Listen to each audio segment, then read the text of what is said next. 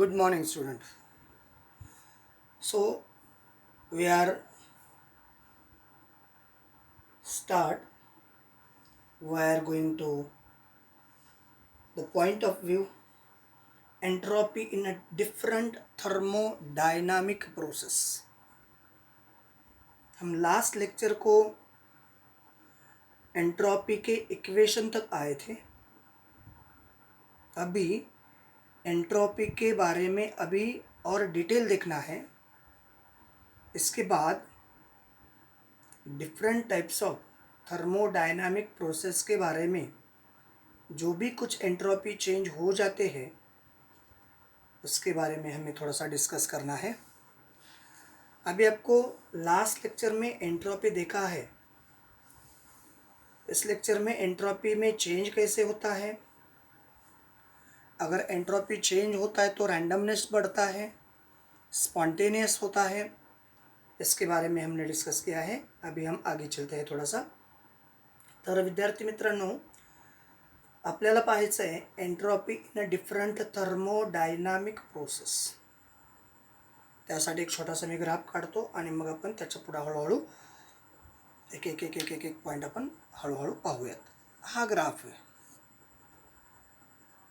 हा pressure volume graph आहे. आणि या ठिकाणी एक सिस्टीमचा स्टेट ए होता आणि या ठिकाणी सिस्टीमचा स्टेट बी झालेला आहे. स्टेट ऑफ सिस्टीम या ठिकाणी बी आहे, इथं आहे ए. एचं कन्वर्शन बीमध्ये झालं, एचं कन्वर्शन बीमध्ये झालं. या ठिकाणी प्रेशर P1 होतं, त्याच्यानंतर व्हॉल्यूम V1 होता, टेम्परेचर T1.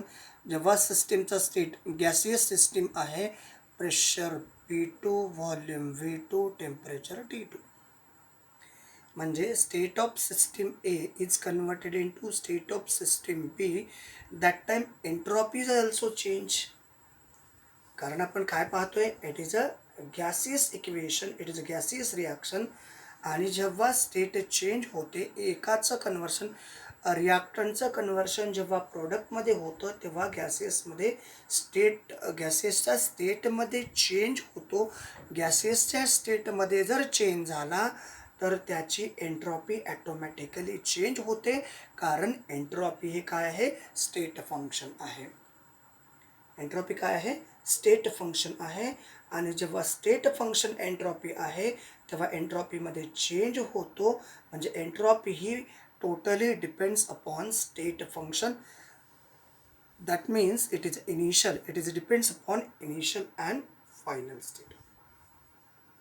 मग त्याच्यासाठी आपण फॉर्म्युला यूज केलेला होता. दोन फॉर्म्युले यूज केलेले आहेत. Delta S is equals to delta Q upon T at constant टेम्परेचरला हे आणखीन एक इक्वेशन आपण लास्ट लेक्चरला पाहिलेलं होतं. Delta S is equal to integration of dq upon t at any condition.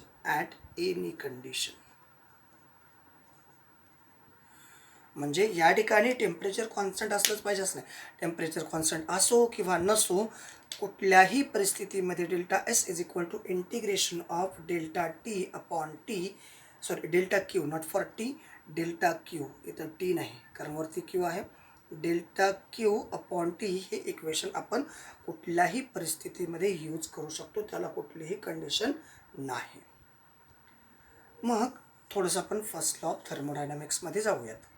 चला, हे इक्वेशन आपण लास्ट लेक्चरला बघितलेले होते. D S is equals to D Q upon T at a constant temperature and D S is equal to integration of D Q upon T at any condition. त्याला constant temperature असलंच पाहिजे असं काही compulsory नाही. मग थोडंसं आपण इंटिग्रेशनमध्ये जर बघितला तर या ठिकाणी इनिशियल टेम्परेचर आणि या ठिकाणी फायनल टेम्परेचर, अशा परिस्थितीमध्ये हीट चेंज झाल्यानंतर जे काही परिस्थिती असेल, टेम्परेचर चेंज हो किंवा न हो, सेकंड इक्वेशन आपण कुठेही यूज करू शकतो, ऑलवेज यूज करू शकतो. मग आता आपल्याला फर्स्ट लॉ ऑफ थर्मोडायनामिक्समध्ये जायचं आहे. फर्स्ट लॉ ऑफ थर्मोडायनामिक्स असा आहे, डेल्टा यू, ही ऑलरेडी माहिती आहे आपल्याला. We know that delta U is equals to delta Q plus delta W. हे इक्वेशन आहे according to the first law of thermodynamics. आणि मग या इक्वेशनला आपण असं सुद्धा लिहू शकतो, D U is equals to D Q plus D W. There is a small change. आणि मग D Q is equals to, या ठिकाणी D Q is equals to, हे इक्वेशन कसं कन्वर्ट होतं, D U minus D W. All right. D U is equal D Q बरोबर म्हणजे हा इकडे येईल ना हा इकडे येईल, किंवा याला इकडे ठेवा याला इकडे घ्या, हे मायनस होईल. म्हणजे हे झालं फर्स्ट लॉ ऑफ थर्मोडायनॅमिक्स. त्याचबरोबर आणखीन एक इक्वेशन माहिती आहे, molar heat capacity at a constant volume. हे सुद्धा माहिती आहे, molar heat capacity we know that delta U is equals to N C V D T. This is also known. आणि हे इक्वेशनसुद्धा आपण एनी कंडिशनसाठी वापरू शकतो. Always use any condition. Always use any condition. कुठल्याही कंडिशनसाठी हे इक्वेशन तुम्ही वापरू शकता. आणि त्याचबरोबर W is equals to minus P delta V हे सुद्धा आपल्याला माहिती आहे. Even W is equal to minus P D V हे सुद्धा इक्वेशन आपल्याला माहिती आहे. मग आता या इक्वेशनच्या व्हॅल्यू हे फक्त कॉन्स्टंट टेम्परेचरसाठी वापरणार आहोत. मग आपण या इक्वेशनला, कारण इथं असं काही कंडिशन दिलेली नाही, ॲट कॉन्स्टंट टेम्परेचर दिलेलं नाही, ॲट कॉन्स्टंट प्रेशर दिलेलं नाही, ॲट कॉन्स्टंट व्हॉल्यूम दिलेलं नाही, इथं काहीही कंडिशन दिलेल्या नाहीत. मग आपण जेव्हा कुठलीच कंडिशन दिलेली नाही तर आपण या इक्वेशनचा वापर करू शकतो. मग हे इक्वेशन आपण असं मांडू, delta S is equal to integration of D Q by T. आता डी क्यूची व्हॅल्यू या ठिकाणी आहे, काय डी क्यूची value, D Q is equal to D U minus T W. मग delta S is equal to integration of, या ठिकाणी D U minus D W upon T. हे इक्वेशन आपल्याला असं मांडता येईल का, हे इक्वेशन आपल्याला असं मांडता येईल का, D S is equals to या ठिकाणी integration of D U upon T minus D W upon T. Right. मग याला आपल्याला असंही लिहिता येईल, delta S is equals to integration of D U upon T, त्याच्यानंतर या ठिकाणी minus integration of D W upon T. All clear. आता डी यूच्या ठिकाणी तुम्ही काय करू शकता, डी यूसाठी काही आहे का बघा, इथं D U is equal to N C V D T असं आपल्याला लिहिता येऊ शकतं. मग या ठिकाणी delta S is equal to integration of N C V D T, इथं आला N C V D T upon T. इथं या ठिकाणी मायनस इंटिग्रेशन ऑफ डी डब्ल्यूच्या ठिकाणी काय बघा, D W is equals to काय आहे, minus P delta V. It is a D W किंवा डब्ल्यू, स्मॉल चेंज म्हणून इथे पी डब्ल्यू.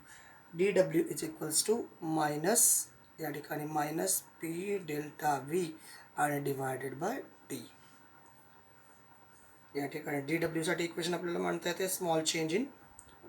मग आता काय करायचं, आता या ठिकाणी आपल्याला काय करता येईल, याच्यातलं कॉन्स्टंट टर्म काय आहेत, delta S is equal to इंटिग्रेशनच्या बाहेर जे काही कॉन्स्टंट आहेत, N into C V constant, integration of D T upon T, इकडं minus plus integration of.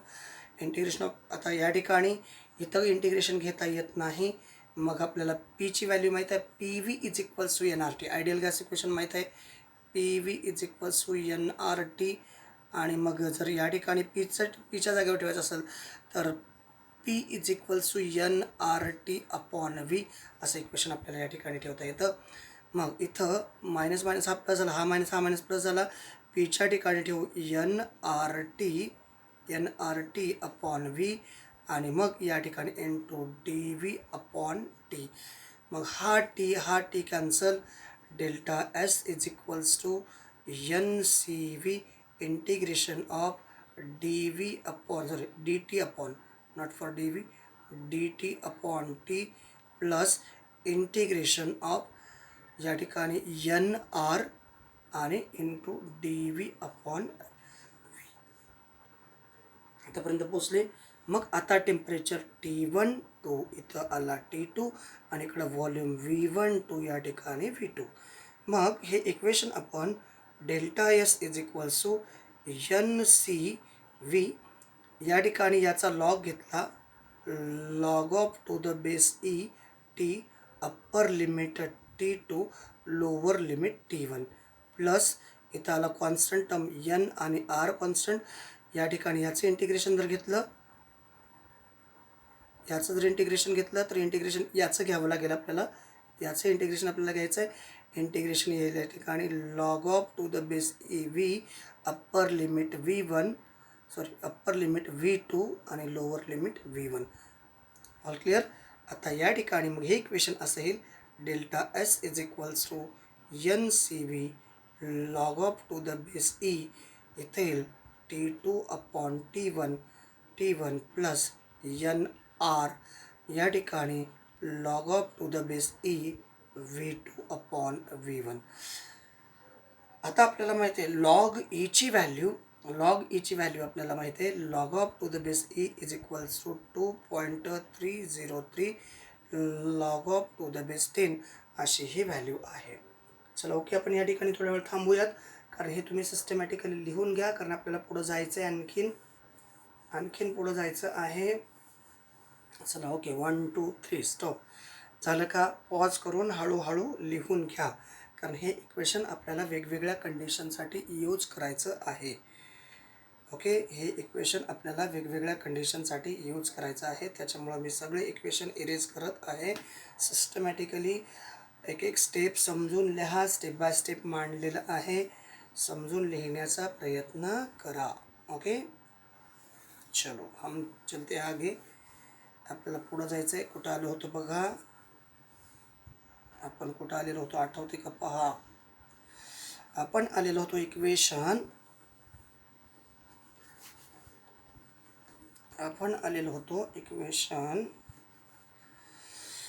Equation होतं delta S is equal to N C V log of to the base 10 log of to the base e या ठिकाणी T2 upon T1 plus इथं आला होता N R log of to the base 10 sorry log of to the base e आणि या ठिकाणी होतं V2 upon V1 असं इक्वेशन आपण आणलेलं होतं. आणि लॉगची व्हॅल्यू आपल्याला माहिती आहे log of to the base E is equals to 2.303 log of to the base 10. मग आता या ठिकाणी आपण ह्या व्हॅल्यू पुटअप करू. Delta S is equals to N C V लॉगच्या ठिकाणी 2.303 लॉग टू द बेस 10 इथं आला T2 अपॉन T1 त्याच्यानंतर प्लस एन आर लॉगच्या ठिकाणी व्हॅल्यू आपण ठेवली 2.303 लॉग टू द बेस 10 आणि या ठिकाणी आला V2 upon V1. All clear. हे इक्वेशन आपल्याला असं मांडता येईल delta S is equals to 2.303 N C V log of to the base 10 T2 upon T1 plus N R sorry 2.303 N R log to the base 10 V2 upon V1. तर हे equation आपल्याला at a constant टेम्परेचरला at a constant व्हॉल्यूमला हे use करता येऊ शकतं. That is the equation for state change. हे इक्वेशन काय आहे? स्टेट चेंज झाल्यानंतरचं हे इक्वेशन आहे. तर हे इक्वेशन अतिशय महत्त्वाचं आहे कारण याच्यावरती खूप सारे क्वेश्चन JEE किंवा नीटला विचारलं गेलेलं आहे, त्यामुळे तुम्ही सिस्टमॅटिकली जा. आता बघायचं होतं आपल्याला एंट्रोपी इन डिफरंट थर्मोडायनामिक प्रोसेसमध्ये हे इक्वेशन कसं चेंज होतं. लक्षात येते की बघा, थर्मोडायनामिक प्रोसेसमध्ये ज्या डिफरंट प्रोसेसेस आहेत त्या थर्मोडायनामिक प्रोसेसच्या रिलेटेड हे एंट्रॉपीचं इक्वेशन कसं चेंज होतं. मग पहिल्यांदा पाहायचं आपलं पहिलं प्रोसेस आहे आयसोथर्मल प्रोसेस. आयसोथर्मल प्रोसेसमध्ये टेम्परेचर कॉन्स्टंट आहे. काय आहे? कॉन्स्टंट काय आहे? टेम्परेचर आहे. आयसोथर्मल प्रोसेसमध्ये टेम्परेचर कॉन्स्टंट आहे. मग कोणतं इक्वेशन वापरायचं आहे आपल्याला? हे इक्वेशन कुठल्याही ठिकाणी आपण वापरू शकतो, पण कॉन्स्टंट टेम्परेचरसाठी जे इक्वेशन आपण वापरतो त्याच्या व्यतिरिक्त, म्हणजे कदाचित आयसोथर्मल प्रोसेसला टेम्परेचर कॉन्स्टंट असते, त्याचबरोबर इंटरनल एनर्जी कॉन्स्टंट असते, ते तर माहिती आहे. मग आपल्याला हे इक्वेशन कुठेही वापरू शकतो, म्हणजे कॉन्स्टंट टेम्परेचर त्याचा वापर करायचा आहे. मग ते इक्वेशन असं आहे, delta S is equal to integration of D Q by T. त्याचबरोबर याच इक्वेशनला डी क्यूच्या ऐवजी आपण असं लिहितो इंटिग्रेशन ऑफ, यालाच आपण असं लिहितो integration of D U minus D W upon T. बरोबर आहे का? डी क्यूची value D U minus D W असं आपण म्हटलेलं आहे. त्याचबरोबर हे इक्वेशन आपण असंही मांडतो is equal to integration of N C V D T upon T, आणि इकडं direct minus integration of minus P delta V upon T. आणि फायनली इक्वेशन आपण असं आणतो delta S is equal to integration of N C V D T upon T, आणि त्याच्यानंतर minus minus plus integration of काय ते P delta V upon T. पण आता आपल्याला काय आहे, टेम्परेचर कॉन्स्टंट आहे, म्हणजे या ठिकाणी टेम्परेचर चेंज होतो. टेम्परेचर कॉन्स्टंट आहे डी टी अपॉन टी, म्हणजे काय बघा वरती काय केलं आहे बघा, ज्या ठिकाणी एक रेशो आलेला होता डी टी अपॉन टी, बघा काळजीपूर्वक पहा, integration of D T upon T त्यावेळेस लिमिट T1 टू T2 असं मांडलेलं होतं. मग इथं सुद्धा डी टी अपॉन टी म्हणजेच integration of T1 to T2, म्हणजे चेंज इन टेम्परेचर काय आहे, टेम्परेचर कसं आहे कॉन्स्टंट, म्हणजे ही टर्म काय होईल कॅन्सल. येतं काय आहे, ॲट कॉन्स्टंट टेम्परेचरला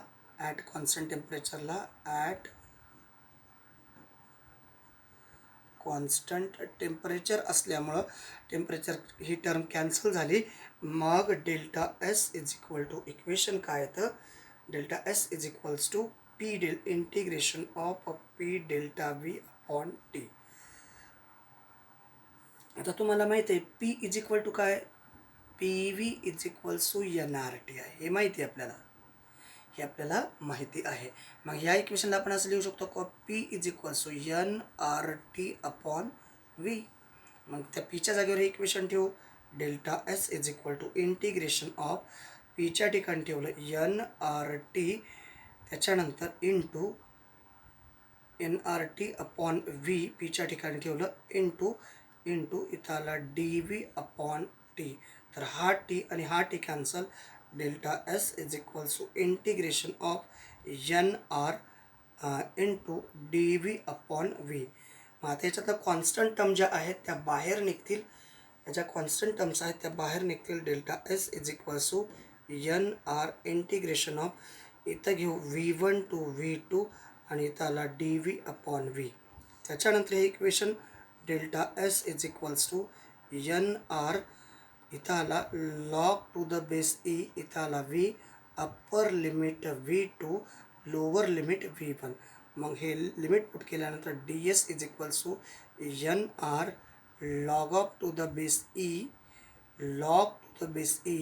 इथं आला V2 upon V1. All clear. मग त्याचबरोबर लॉग ईची व्हॅल्यू माहिती आहे, log of to the base E is equals to 2.303 log to the base 10. हे इक्वेशन कसं येईल, delta S is equals to N R लॉगच्या ठिकाणी 2.303 लॉग टू द बेस 10 आणि इथं आला V2/V1. मग हे इक्वेशन आपल्याला मांडता येतं.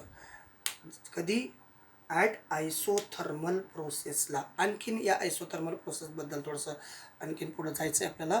आयसोथर्मल प्रोसेसचं याच्या पुढं थोडंसं एक्स्ट्रा एक इक्वेशन आपल्याला रेडी करायचं आहे, तयार करायचं एक इक्वेशन. ते कसं आहे ते पाहू थोडंसं.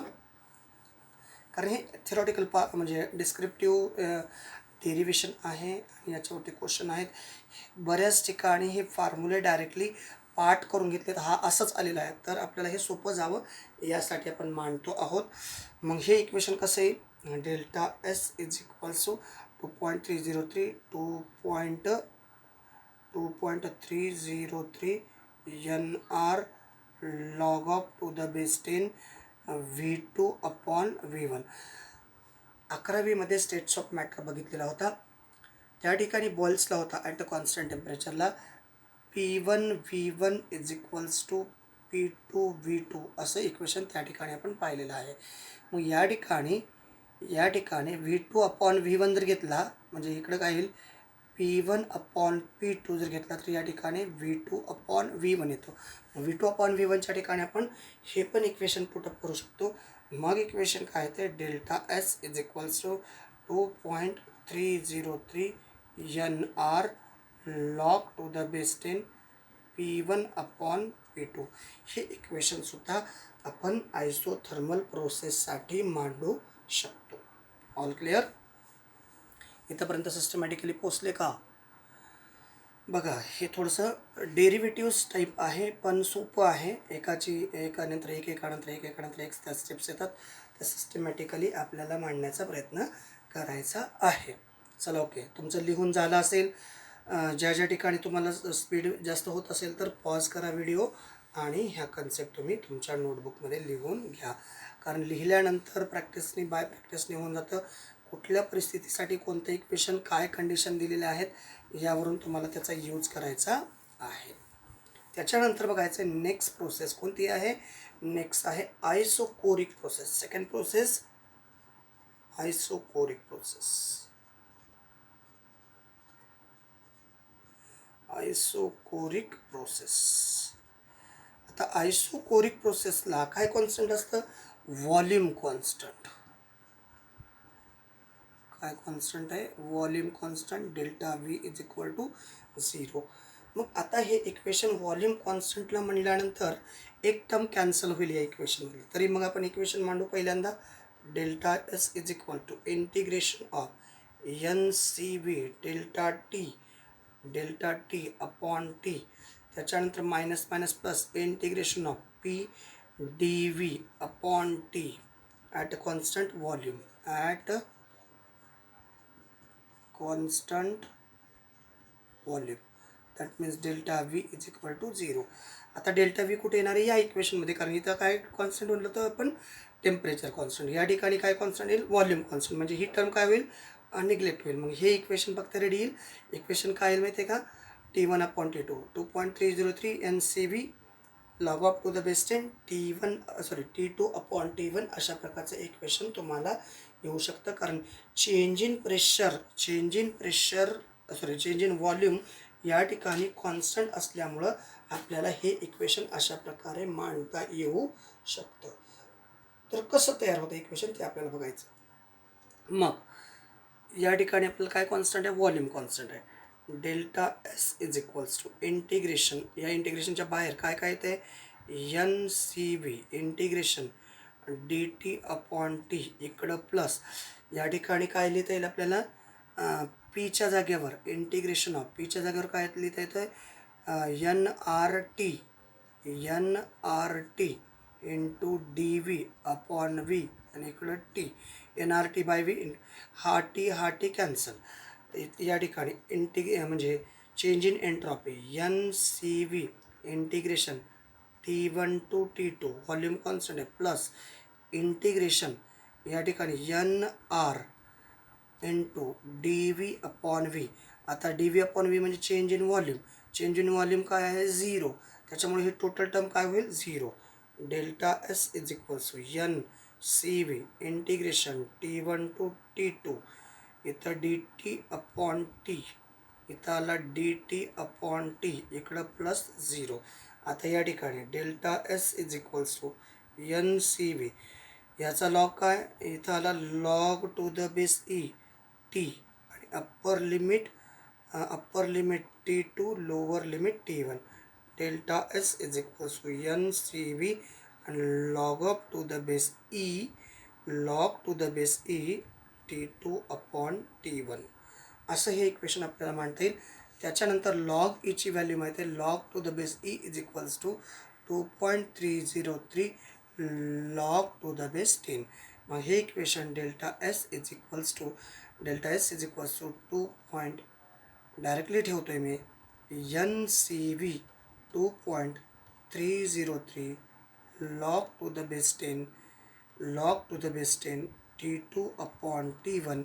So delta S is equals to 2.303 NCV log to the base 10 T2 upon T1. हे इक्वेशन आपल्याला कशासाठी येतं, आयसोकोरिक प्रोसेससाठी, एंट्रॉपी इन आयसोकोरिक प्रोसेस. मग आता पुढचं इथंपर्यंत कळलं का, काही नाही, फक्त व्हॅल्यू हळूहळू आपल्याला पुटअप करत जायचं आहे. इक्वेशन एचा तर स्टेप फक्त कळायला पाहिजेत. त्यासाठी सर्व स्टेप रिलॅक्स म्हणजे अतिशय स्लोली लिहिलेले आहेत आणि थोडंसं पिकअप घ्यायला सुरुवात करा, कारण जी आणि नीटचं स्टडी करायचं आहे. आणि या स्पीडने जर तुम्ही आणखीन स्लोली चाललेला असाल तर थोडंसं अवघड होतं. त्यामुळं थोडंसं फास्ट लिहिण्याचा प्रयत्न करा, प्रॅक्टिस जास्तीत जास्त करा. या फॉर्म्युल्यावरनं क्वेश्चन सुटायला पाहिजे. सुटत नसतील तर फॉर्म्युल्यांचे इम्प्लिमेंटेशन सिस्टमॅटिकली यूज करण्याचा प्रयत्न करा. तिसरी ॲडियाबॅटिक प्रोसेस. थर्ड प्रोसेस आहे ॲडियाबॅटिक.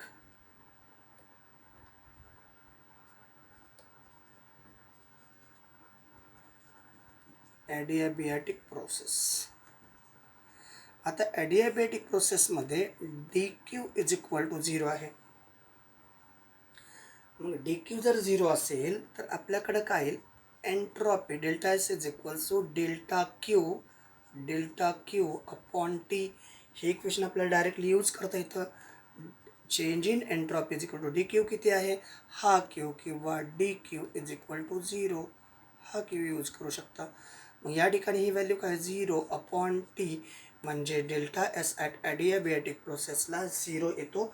दॅट मीन्स ॲडियाबॅटिक प्रोसेसला सिस्टीममध्ये एंट्रॉपी ही इक्विलिब्रियम नसते, सिस्टीमची एंट्रॉपी ही इक्विलिब्रियमला असते. त्याच्यानंतर शेवटची प्रोसेस आहे आयसोबारिक प्रोसेस. आता आयसोबारिक प्रोसेसला काय होते, चौथी प्रोसेस आहे आयसोबारिक प्रोसेस.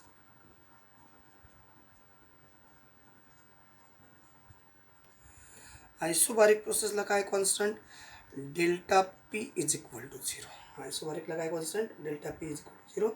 म्हणजे ह्याच्यामध्ये काय होतं बघा, जर सिस्टीमला आयसोबारिक प्रोसेस असेल, जर सिस्टीममध्ये हीट डायरेक्टली घेऊन दिली जात असेल, म्हणजे heat is given to the system, that time directly use the formula. म्हणजे जर आयसोबारिक प्रोसेसमध्ये हीट जर सिस्टीमला दिली जात असेल तर आपण हा फॉर्म्युला डायरेक्ट यूज करू शकतो. कोणता, D Q is equal to N C P delta T.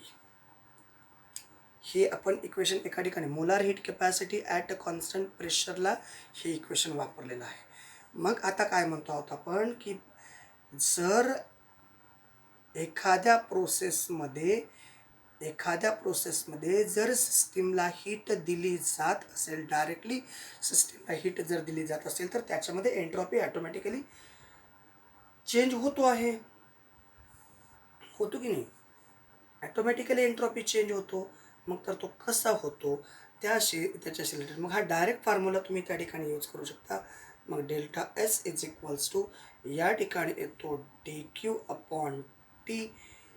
मग याला आपण हा डी क्यूची व्हॅल्यू पुटअप करू शकतो, integration of N C P या ठिकाणी डेल्टा टी अपॉन टी. त्याच्यानंतर इकडं याच्यातलं जे काही कॉन्स्टंट टर्म्स आहेत एन आणि सी पी, इंटिग्रेशनमध्ये T1 to T2 इथं येईल dt/t. त्याच्यानंतर त्याचं इंटिग्रेशन घेतल्यानंतर काय येते बघा, delta S is equal to N C P.